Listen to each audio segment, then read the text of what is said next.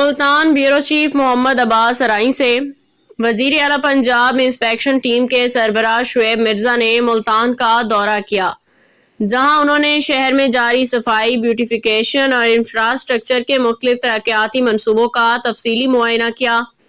دورے کے دوران شہری خوبصورتی بڑھانے، سڑکوں، نکاسیاب اور دیگر عوامی سہولیات سے متعلق منصوبے کا جائزہ لیا گیا۔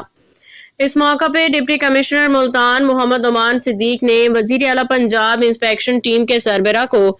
جاری اور مکمل ہونے والے ترقیاتی منصوبوں پہ بریفنگ دی، منصوبوں کے رفتار، معیار، درپیش چیلنجز سے آگاہ کیا۔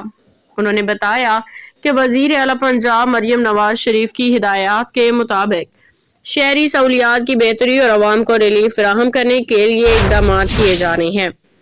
معائنہ کے دوران چیف سیکرٹری پنجاب اور کمشنر ملتان سے متعلقہ امور پر بھی تبادلہ خیال کیا گیا، جبکہ ہدایات دی گئیں کہ تمام ترقیاتی منصوبے مقررہ وقت میں اپنے اعلیٰ معیار کے مطابق مکمل کیے جائیں تاکہ شہریوں کو براہ راست فائدہ پہنچ سکے۔